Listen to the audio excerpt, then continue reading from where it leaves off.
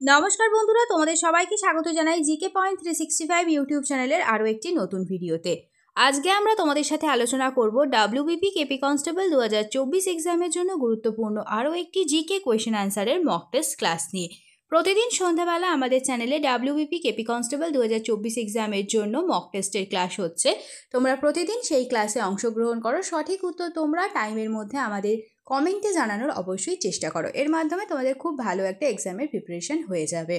আজ আমাদের class number 50। এর আগে যে সমস্ত ক্লাসগুলি হয়েছে প্রত্যেকটি ক্লাসের লিঙ্ক ডেসক্রিপশন বক্সে রয়েছে। তোমরা যদি সেই ভিডিও এখনও দেখে না থাকো তাহলে অবশ্যই সেই ভিডিওগুলো তোমরা দেখো। ভিডিওর মধ্যে থাকছে তোমাদের জন্য গুরুত্বপূর্ণ অনেক প্রশ্ন, সেই সাথে থাকছে প্রশ্ন সংক্রান্ত নানান তথ্য, যে তথ্যগুলো তোমাদের বিভিন্ন কম্পিটিটিভ এক্সামের জন্য কিন্তু গুরুত্বপূর্ণ। সেই কারণে তোমরা অবশ্যই শেষ পর্যন্ত ভিডিওটা দেখতে থাকো। আজকের ভিডিওটা যদি তোমাদের ভালো লাগে তাহলে একটা লাইক করো, সাথে তোমার বন্ধুদের সাথে ভিডিওটা শেয়ার করে দিও। আমাদের কমেন্টে জানিও ভিডিও তোমাদের কেমন লাগলো।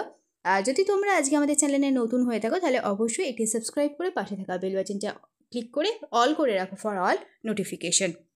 তাহলে চলো, আগের দিনে যেটি হোমওয়ার্কের প্রশ্ন ছিল তার সঠিক উত্তরটা আমরা দেখে নিই। ফারাক্কা ব্যারেজ নির্মাণের প্রধান কারণ কি? এই প্রশ্নের সঠিক উত্তর হয়ে যাবে অপশন বি, হুগলি নদীতে জলের যোগান বৃদ্ধি হলো ফারাক্কা ব্যারেজ নির্মাণের প্রধান কারণ। আজকের প্রথম প্রশ্ন দেখে নিই। 1 নাম্বার প্রশ্ন, ভারতের ধান উৎপাদন হয় পশ্চিমবঙ্গে ড্যাশ পার্সেন্টেজ। পশ্চিমবঙ্গে কত পার্সেন্টেজ ধান উৎপাদন হয় ভারতের মধ্যে? সঠিক উত্তর হয়ে যাবে অপশন ডি, 25%। 2 নাম্বার প্রশ্ন, পৃথিবীর দীর্ঘতম রেলওয়ে প্ল্যাটফর্ম কোনটি? তোমরা সঠিক উত্তর যদি জানো অবশ্যই জানাও, পৃথিবীর দীর্ঘতম রেলওয়ে প্ল্যাটফর্ম কোনটি? সঠিক উত্তর হয়ে যাবে অপশন এ, খড়গপুর।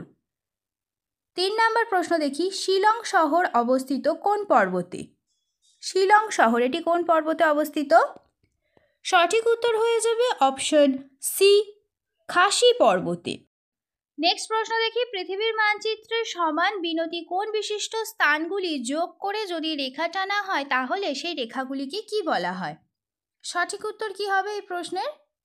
সঠিক উত্তর হয়ে যাবে অপশন বি, সমনতি রেখা। নেক্সট প্রশ্ন দেখি, ভারতের কয়লা প্রধানত কি ধরনের কয়লা? ভারতে যে কয়লা পাওয়া যায় সেগুলি প্রধানত কি ধরনের কয়লা? সঠিক উত্তর অপশন এ, অ্যান্থ্রাসাইট কয়লা। নেক্সট প্রশ্ন দেখি, ভারতে প্রথম চটকল স্থাপিত হয় কোন সালে?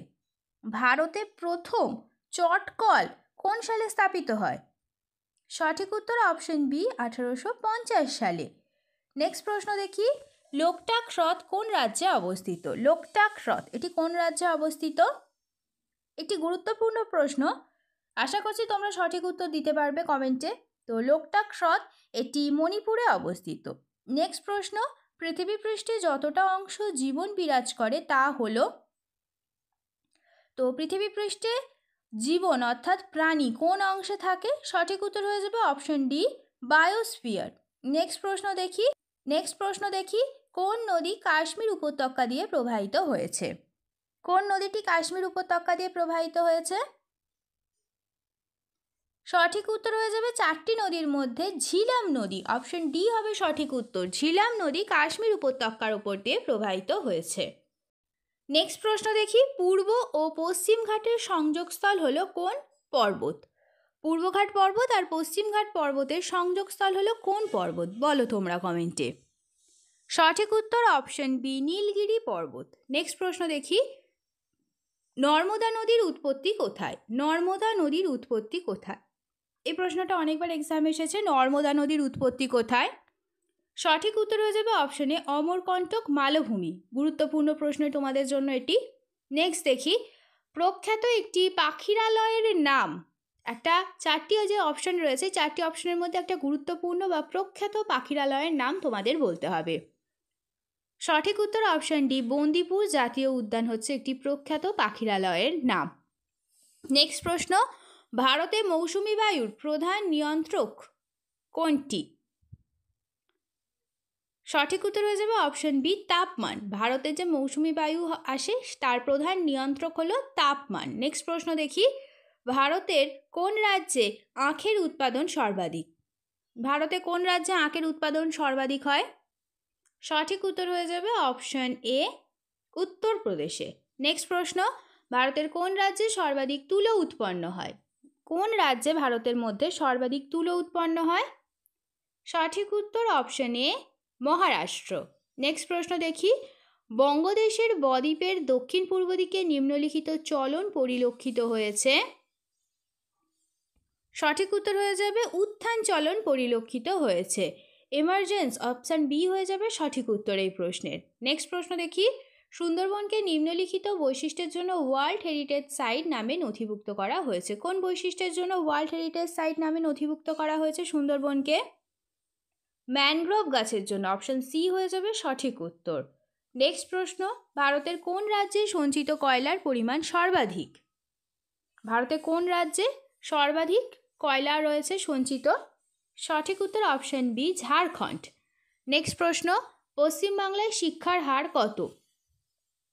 সঠিক উত্তর হয়ে যাবে ৭৭%। অপশন সি হবে সঠিক উত্তর। নেক্সট প্রশ্ন, ভারতের কত শতাংশ লোক পশ্চিমবঙ্গে বাস করে? ভারতের মধ্যে কত শতাংশ লোক আমাদের পশ্চিমবঙ্গে বাস করে? অপশন বি হবে সঠিক উত্তর, 7.55% লোক পশ্চিমবঙ্গে বাস করে। নেক্সট প্রশ্ন দেখি, নিম্নলিখিতগুলির মধ্যে কোন বন্দরে স্বাভাবিক পোতাশ্রয় রয়েছে? সঠিক উত্তর কি হবে? অপশন বি হয়ে যাবে সঠিক উত্তর, বিশাখাপত্তনমে স্বাভাবিক পোতাশ্রয় রয়েছে। নেক্সট প্রশ্ন দেখি, জনসংখ্যার হিসাবে পৃথিবীতে ভারত দ্বিতীয় স্থানে, কিন্তু আয়তনের হিসাবে ভারতের স্থান কত? সঠিক উত্তর বলো এই প্রশ্নের তোমরা। অপশন সি হয়ে যাবে সঠিক উত্তর, সপ্তম।